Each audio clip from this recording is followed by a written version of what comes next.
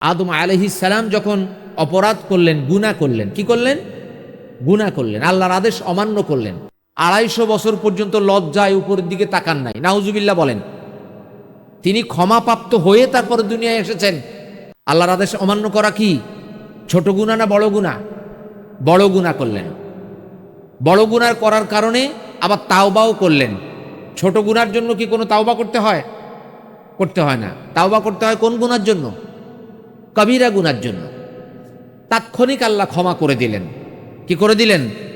আল্লাহ তাৎক্ষণিক ক্ষমা করে দিলেন। সুবহানাল্লাহ বলেন।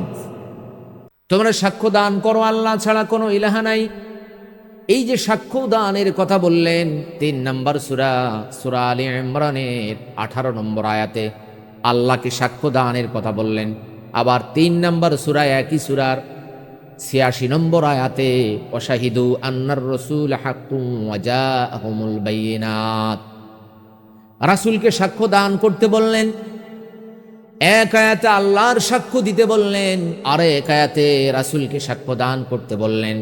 অর্থাৎ আমরা যদি একসাথে আল্লাহ এবং তার রাসূলকে সাক্ষ্য দান করি, কিয়ামতের ময়দানে আপনার আমার কোনো ভয় থাকবে না, চিন্তারও কোনো কারণ থাকবে না। আদম এবং তার স্ত্রী, তাদেরকে যখন আল্লাহ দুনিয়ার জীবনে পাঠিয়ে দিলেন, তাদেরকে আল্লাহ একটা কথা জানিয়ে দিলেন, একটা শুভ সংবাদ জানিয়ে দিলেন।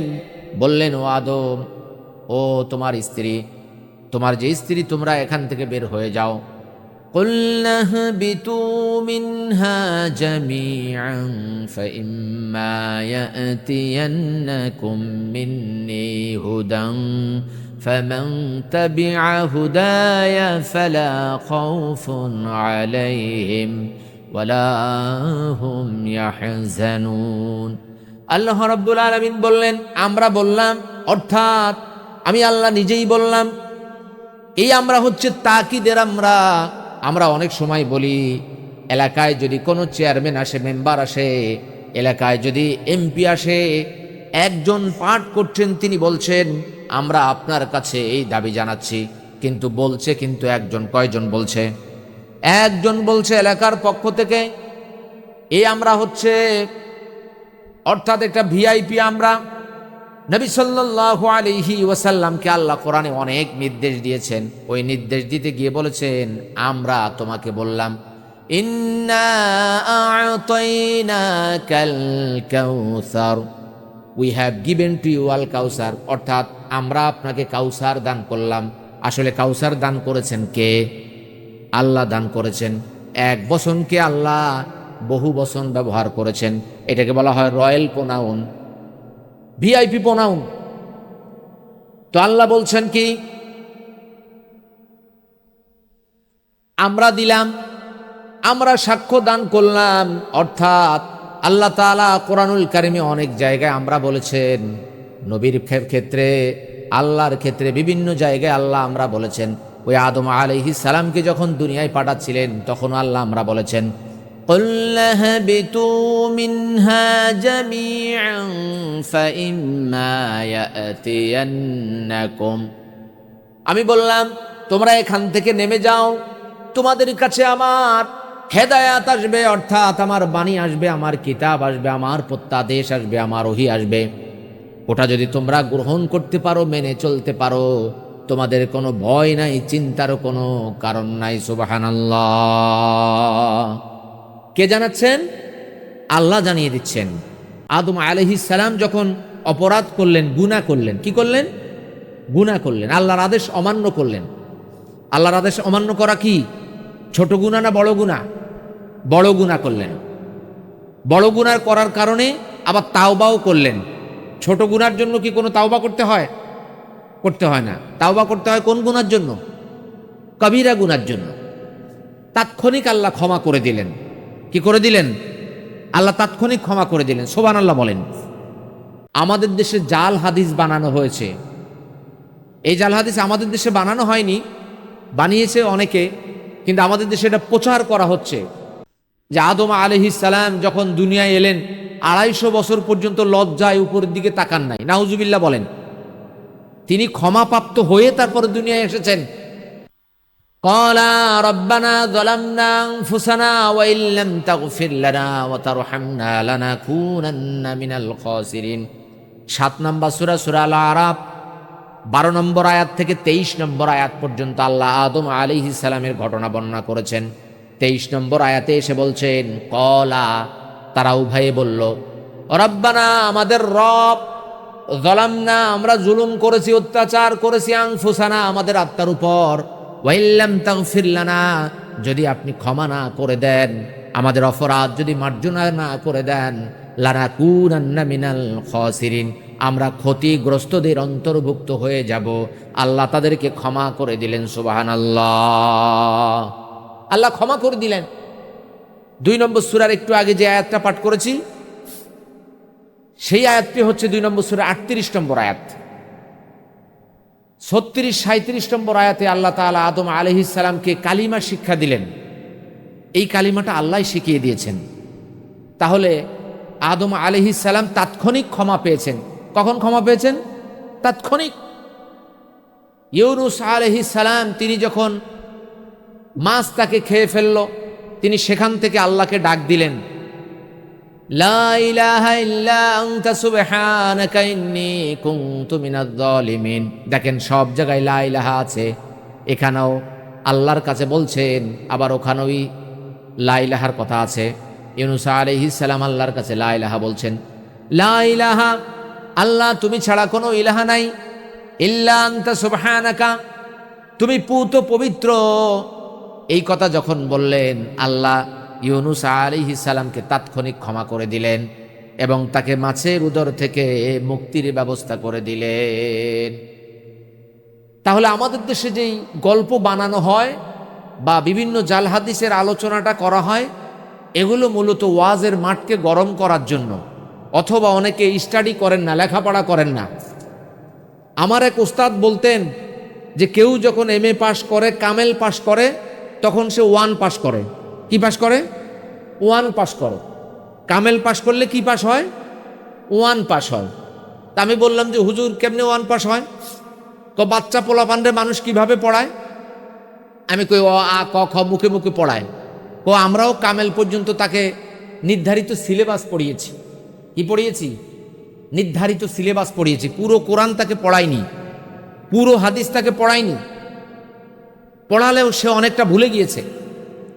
এখন একটা সার্টিফিকেট পেয়েছে, পাওয়ার পরে সে প্রতিনিয়ত গবেষণার ভিতরে থাকবে, প্রতিনিয়ত সে পড়ার উপরে থাকবে। তাহলে তার জ্ঞান আস্তে আস্তে বাড়বে। কারণ এতদিন সে জেনেছে, তার গ্রন্থে লেখা ছিল যে কিতাব হচ্ছে 104 খানা, আর যখন সে গবেষণা শুরু করেছে তখন দেখেছে 104 খানার কথা, এটা একটা জাল হাদিস। কি হাদিস? জাল হাদিস। তাহলে কিতাব হচ্ছে 4 খানা, আর সহিফা আরো কতগুলো। তাহলে আপনাদের যদি আমি প্রশ্ন করি যে আসমানি গ্রন্থ কতটি, আপনারা কি বলবেন? কি বলবেন? 4টি আসমানি গ্রন্থ আর কিছু সংখ্যক সহিফা। কি বলবেন সবাই বলেন তো? 4 খানা আসমানি গ্রন্থ আর কিছু সংখ্যক সহিফা, কোরআন সুন্নাহ দ্বারা প্রমাণিত। ওই যে বলা হয় 104 খানা কিতাব, এটা একটা জাল হাদিস। কি হাদিস? জাল হাদিস। তার মানে 104 খানা কিতাব নাই। কিতাব আছে 4 খানা আর কিছু সংখ্যক সহিফা। কয়টি সহিফা এটাও সহিহ হাদিসে বলা হয়নি, কোরআনেও বলা হয়নি। অতএব আপনি যখন গভীরভাবে লেখাপড়া করবেন তখন অনেক কিছু জানবেন। আর যখন আপনি ভাষা লেখাপড়া করবেন, কামেল পাস করে আপনি ভাবলেন অনেক কিছু জেনে ফেলেছেন। ক্লাসে একদিন হুজুর একটা গল্প বলেছিল, আপনি জুমার নামাজে এসে ওই গল্পটা বলছেন। গল্পটা সঠিকভাবে বলা যাবে কি না? বলা যাবে না। 20 বছর আগের গল্প। আপনি ছেলেকে মেয়ে বানাবেন, মেয়েকে ছেলে বানাবেন, ঠিক কিনা বলেন? এই কারণে যেই বিষয়টা আপনি আজকের মসজিদে বলবেন, ওই বিষয়টা আজকে আপনাকে দেখতে হবে, গত রাত থেকে দেখতে হবে। আগে 5 বছর আগে কি বলেছেন সেটা দেখলে হবে না। কারণ কি? কারণ 5 বছর আগে আপনি হয়তো ওইভাবে গবেষণা করতে পারেননি। আপনি দেখেছেন তিরমিজি, আপনি তিরমিজির ওয়াজ করেছেন, কিন্তু তিরমিজিতে অনেক দুর্বল হাদিস আছে, অনেক গরিব হাদিস আছে। আপনি দেখেছেন ইবনু মাজা দেখলে হবে না, দেখতে হবে হাদিসটা সহিহ না জয়ীফ, ঠিক কিনা বলেন? তা আগে আপনি একভাবে দেখেছেন রঙিন চশমা দিয়ে, এখন আপনি আরেকভাবে দেখছেন। এখন আপনাকে বুঝে শুনে গবেষণা করে ওয়াজটা করতে হবে। এই কারণে আমাদের দেশের বক্তারা, খতিবরা, ওয়াইজিনরা, আমরা যারা আছি, আমরা গবেষণা না করার কারণে অনেক জাল হাদিসের আলোচনা, কোরআন বিরোধী আলোচনা আমাদের মুখে চলে আসে। যে আদম আলাইহিস সালাম 250 বছর পর্যন্ত কান্নাকাটি করেছেন। নাউজুবিল্লাহ বলেন, আরো জোরে বলেন নাউজুবিল্লাহ। এই ঘটনা শুনলেই মানুষ সুবহানাল্লাহ বলে। এই ঘটনায় যখন একটু রং লাগিয়ে বলা হয় যে আদম আলাইহিস সালাম দুনিয়ায় এলেন লজ্জায়, গুনার কারণে উপরের দিকে তাকাতে পারলেন না, লজ্জায় উপরের দিকে তাকাতে পারলেন না, কত বছর পর্যন্ত? 250 বছর পর্যন্ত। অথচ কোরআন সাক্ষী 7 নম্বর সূরার 23 নম্বর আয়াত সূরা আল আরাফ, 2 নম্বর সূরা আল বাকারা 38 নম্বর আয়াত সাক্ষী, 36 নম্বর আয়াত সাক্ষী যে আল্লাহ জান্নাতেই তাদেরকে ক্ষমা করে দিয়েছেন। সুবহানাল্লাহ, জান্নাতেই তাৎক্ষণিক ক্ষমা করে দিয়েছেন, তাৎক্ষণিক। ওই ঘটনা বর্ণনা করছেন, আল্লাহ বলছেন আমি কি তোমাদেরকে বলিনি যে শয়তান তোমাদের শত্রু? এই কথা বলিনি তোমাদেরকে? এটা যে 22 নম্বর আয়াত। 23 নম্বর আয়াত আল্লাহ বলছেন যে তারা উভয়ে বলল আল্লাহ আমরা অত্যাচার করেছি নিজের উপর। এর ঘটনা তাৎক্ষণিক, ঠিক কিনা বলেন? 2 নম্বর সূরার 2 নম্বর সূরার 36, 37, 38 এই 3টা আয়াত দেখেন। আল্লাহ তাকে কালিমা শিক্ষা দিলেন। তিনি যখন ভুল করলেন, এই গাছ থেকে খেতে নিষেধ করেছেন। কি গাছ? সহিহ হাদিসেও আসেনি, কোরআনেও আসেনি। আল্লাহ একটা গাছ থেকে খেতে নিষেধ করেছেন। মনে করেন তাল গাছ, উদাহরণস্বরূপ। তাল গাছও হতে পারে, আম গাছও হতে পারে, যে আল্লাহ ভালো জানেন। সেখান থেকে তিনি খেয়ে ফেলেছেন। তাতে বোঝা গেল যে তাল গাছ নাও হওয়ার সম্ভাবনা আছে, কারণ তাল তো নানানভাবে করে খেতে হয়, খাওয়া যায় তাৎক্ষণিক। ধরেন আপেল খাওয়া যায়, তাৎক্ষণিক খাওয়া যায় আঙ্গুর। অনেকে বলেছেন গম, এটা অবান্তর কথা। গম কি তাৎক্ষণিক খাওয়া যায়? কি বলেন? আদম এবং তার স্ত্রী হাওয়া রহিমাহুল্লাহ, তারা যখন খেয়ে ফেলল, তখন আল্লাহ বললেন আমি কি তোমাদেরকে নিষেধ করিনি? তার মানে কি তাৎক্ষণিক খাওয়া যায় এমন কোনো ফল খেয়েছেন, তাই না? আপেল নিয়ে খাওয়া যায়, আঙ্গুর নিয়ে খাওয়া যায়, ঠিক না? এই জাতীয় কিছু একটা হবে, আল্লাহ ভালো জানেন। তিনি তাৎক্ষণিক ক্ষমা লাভ করেছেন। আল্লাহ যখন তাকে ভৎসনা করলেন আমি তোমাদেরকে বলিনি, তাদের যখন লজ্জাস্থানের কাপড় চোপড় চলে গেল, পাতা দিয়ে ঢাকতে লাগলো, 7 নম্বর সূরার 21 নম্বর আয়াত, 22 নম্বর আয়াত আপনারা দেখেন। তখন আল্লাহ তিরস্কার করলেন আমি কি নিষেধ করিনি তোমাদেরকে? এবার তাদের হুঁশ ফিরে এলো, তারা তাৎক্ষণিক ক্ষমা চেয়ে নিলেন। আল্লাহ তাআলা আপনাকে আমাকে বলছেন যে আল্লাহর তোমরা সাক্ষ্য দান করো। কার সাক্ষ্য দান করো? আল্লাহকে সাক্ষ্য দান করতে হবে, তিনি যে আমাদের রব, ইলাহ। 3 নম্বর সূরা আলী ইমরান 18 নম্বর আয়াত। এই সাক্ষ্যটা আপনাকে আমাকে দান করতে হবে 3 ভাবে। কয় ভাবে? সবাই বলেন।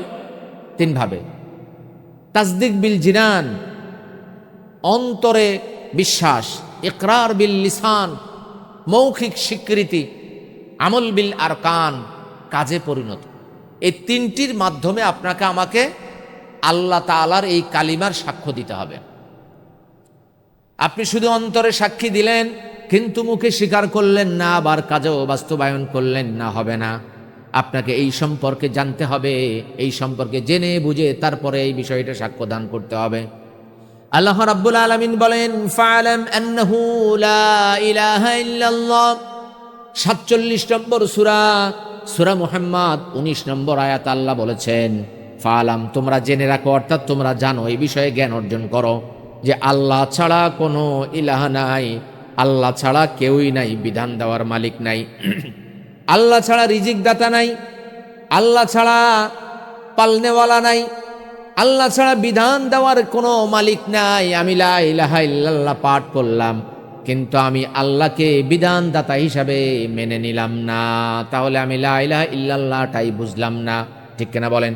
আমি যদি লা ইলাহা ইল্লাল্লাহ বলি আল্লাহ ছাড়া কোনো ইলাহ নাই, অর্থাৎ ইলাহ অর্থ উপাস্য, আল্লাহ ছাড়া ইবাদতের উপযুক্ত কোনো ব্যক্তি নাই, যতভাবে আমি ইবাদত করব একমাত্র আল্লাহর ইবাদত করব। আমি কোনো মানত করব না, কোনো দরগায় গিয়ে কোনো দুর্গার কাছে মানত করব না, কোনো পীরের পায়ে গিয়ে আমি সাজদা দেব না, জিন্দা পীর মরা পীরের নামে আমি মানত করব না, জিন্দা পীর মরা পীরের নামে আমি কোনো মুরগি জবাই করব না।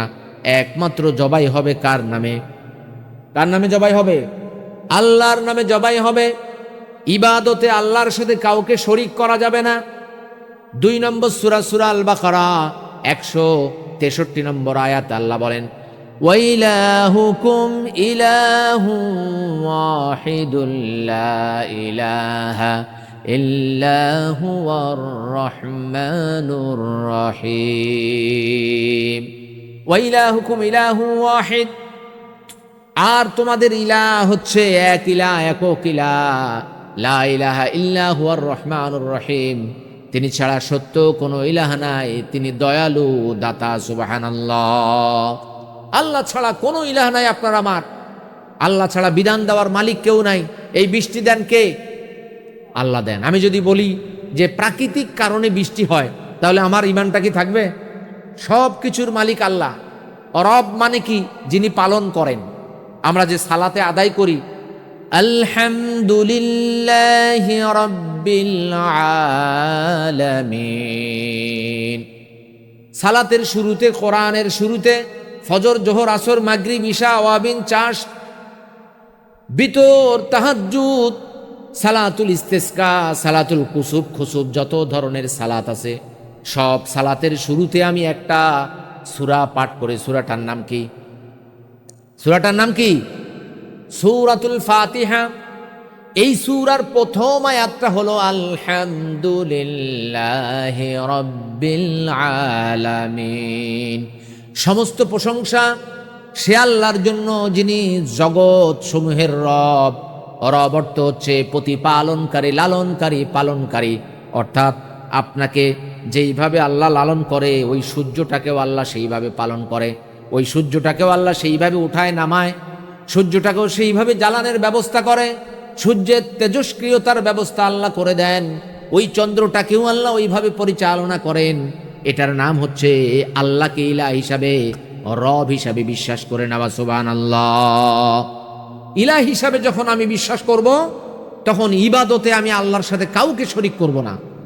রব হিসাবে যখন আমি আল্লাহকে বিশ্বাস করব, তখন ক্ষমতায় আল্লাহর চাইতে আর কাউকে আমি ক্ষমতাবান মনে করব না।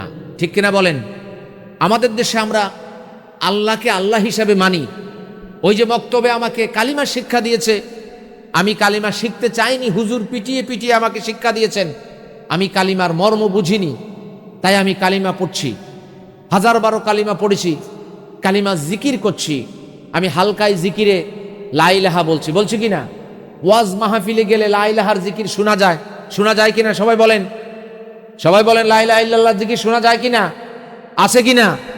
ভিক্ষুকের মুখে প্রতিদিন লা ইলাহার জিকির শোনা যায় কিনা? কোন জিকির ভিক্ষুক করছে, যেই জিকির করে করে সে আরো ভিখারি হচ্ছে? এমন কোন ভিক্ষুক আপনার জানা আছে যে আজ থেকে হুজুর 30 বছর আগে এক ভিক্ষুক দেখেছি, সে লা ইলাহার জিকির করে করে আজকে সে গাড়ি বাড়ি, এই তানজিলা গ্রুপ এর চাইতে অনেক কোটি কোটি টাকার মালিক হয়ে গেছে? এরকম ভিক্ষুক আছে? নাই। 2-1টা উদাহরণ হয় না, 2-1টা কি হয় না? উদাহরণ হয় না। ম্যাক্সিমাম ভিক্ষুক দেখবেন আজ থেকে 30 বছর আগে লা ইলাহার জিকির করছে, এখনো সেই লা ইলাহার জিকিরই আছে। আগে তার অবস্থা যেমন ছিল, এখনো তার অবস্থা একই রকম আছে।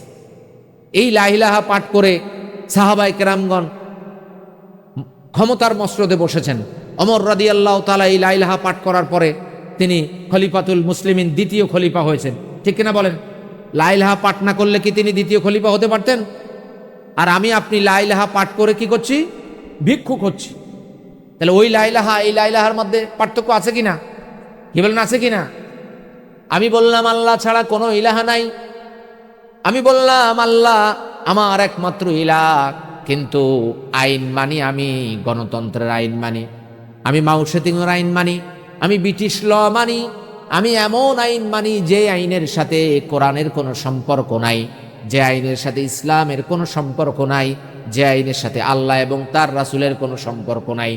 সূরা ইউসুফ 12 নম্বর সূরা 40 নম্বর আয়াত আল্লাহ বলেন, ওয়াইলা ইনিল হুকুমু ইল্লা লিল্লাহ, বিধান চলবে, আইন চলবে, হুকুম চলবে একমাত্র কার? কার?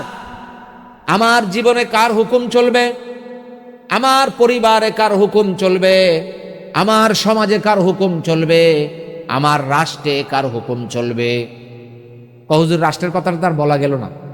রাষ্ট্রে কার হুকুম চলবে? আল্লাহর হুকুম চলবে। বলে আল্লাহর হুকুম চলবে, এর দলিল কি? দলিল হচ্ছে 12 নম্বর সূরা 40 নম্বর আয়াত। দলিল হচ্ছে কোরআনের অনেকগুলো আয়াতের দলিল যে দুনিয়ার কোনো হুকুম, দুনিয়ার কোনো বিধান একজন মুমিন মানতে পারে না, পালন করতে পারে না। একজন মুমিন হুকুম মানবে, বিধান মানবে একমাত্র কেবলমাত্র শুধুমাত্র আল্লাহর। তাহলে সেই ইমানদার হতে পারবে, তার ইমান শক্তিশালী হবে, ইমান মজবুত হবে। আর সে লা ইলাহা পড়লো মসজিদে, লা ইলাহা ইল্লাল্লাহ পড়লো মক্তবে, লা ইলাহা ইল্লাল্লাহ জিকির করলো ওয়াজ মাহফিলে, লা ইলাহা ইল্লাল্লাহর জিকির করলো বিভিন্ন খানকায় গিয়ে, কিন্তু এর তাৎপর্য বুঝলো না, এর অর্থ বুঝলো না, এর রহস্য বুঝলো না। এই কারণে এই লা ইলাহা কোনো কাজে আসবে না। ঠিক কিনা বলেন? হিন্দুরাও কইলাম লা ইলাহা পারে, অনেক হিন্দু লা ইলাহা ইল্লাল্লাহ বলে, কিন্তু বলে না। অনেক হিন্দু সূরাও পারে, অনেক হিন্দু দেখবেন টকশোতে এরা অনেক কোরআনের আয়াতও বলে। ভারতের এক হিন্দু আছে, উনি দেখেছি কোরআনের আয়াতও বলে। বাংলাদেশেও অনেক হিন্দু আছে, কোরআনের আয়াতও পারে, আছে না? অনেক হিন্দু আমার জানা মতে ইসলামী স্টাডি নিয়ে লেখাপড়াও করে, আছে না? ইসলামী স্টাডি নিয়ে লেখাপড়াও করে এখানে অনেক হিন্দু। আমার এক ওস্তাদ, তিনি মরক্কো লেখাপড়া করতে গিয়েছেন, তিনি বলেছেন যে তার সাথে এক মেয়ে, আমেরিকা থেকে এক মেয়ে এসেছে হাদিস বিভাগে লেখাপড়া করতে। কোন বিভাগে? হাদিস বিভাগে। তাদের তো উদ্দেশ্য খারাপ, তাদের উদ্দেশ্য হচ্ছে কোরআন হাদিসের ভুল ধরে এটা মানুষের কাছে বলে বেড়াবে, বলে মানুষের ইমানকে হরণ করবে, এটা হচ্ছে তাদের উদ্দেশ্য। তো আমি আল্লাহকে আল্লাহ বলে স্বীকার করলাম, কিন্তু আমি আমার অন্তরে আল্লাহকে জায়গা দিলাম না, আশ্রয় প্রশ্রয় দিলাম না আল্লাহকে। আমি আমার অন্তরে জায়গা দিলাম কাকে? আমার অন্তরে জায়গা দিলাম তাগুতকে। আল্লাহ বলেছেন ঈমান আনার আগে তাগুতকে অস্বীকার করতে হবে। কাকে অস্বীকার করতে হবে? আগে তাগুত অস্বীকার, তারপর ঈমান। 2 নম্বর সূরা, সূরা আল বাকারা 256 নম্বর আয়াত আল্লাহ স্পষ্টভাবে জানিয়ে দিয়েছেন, ফামান ইয়াকফুর বিত্তাগুতি ওয়া ইউমিন বিল্লাহ। সুতরাং তোমরা তাগুত অস্বীকার করো, আল্লাহ বিরোধী শক্তি যত আছে, আল্লাহর বিরুদ্ধে গিয়ে যাদেরকে পূজা করা হয়, যাদেরকে মানা হয়, তাদেরকে আগে অস্বীকার করো, তারপরে আল্লাহর উপর ঈমান আনো। সুবহানাল্লাহ। তাহলে আমরা কি তাগুত অস্বীকার করেছি? কি বলেন? তাগুত অস্বীকার করেছি? করিনি। আমরা যদি গণতন্ত্রকে মনে প্রাণে মেনে নেই, তাহলে আমি তাগুত অস্বীকারী হব না। গণতন্ত্রকে মানা যাবে? কি বলেন? গণতন্ত্রে বিশ্বাস করা যাবে? গণতন্ত্রের প্রধান এবং প্রথম সবক হচ্ছে সকল ক্ষমতার উৎস জনগণ। সকল ক্ষমতার উৎস জনগণ না আল্লাহ? কে? আল্লাহ। আবার আমরা আমাদের পোস্টারে যেই সমস্ত নেতারা এই জাতীয় কথা বলে, তাদের পোস্টারের শুরুতে দেখবেন আল্লাহ সর্বশক্তিমান, আছে না? আল্লাহ সব বিষয়ে ক্ষমতাশালী, আল্লাহ সর্বশক্তিমান, আল্লাহ সব বিষয়ে সর্বক্ষমতার মালিক, লেখে না? পোস্টারে লেখা থাকে না? আবার তিনি বলছেন কি, যে সকল ক্ষমতার উৎস জনগণ। এই কারণে ঈমান আনতে হবে 3টি পর্যায়ে, মৌখিক, কাজে এবং অন্তরে। অন্তরে আপনার বিশ্বাস করতে হবে। আপনি অন্তরে বিশ্বাস করলেন কিন্তু মুখে স্বীকার করলেন না। অন্তরে বিশ্বাস করেন যে আল্লাহ একজন আছে,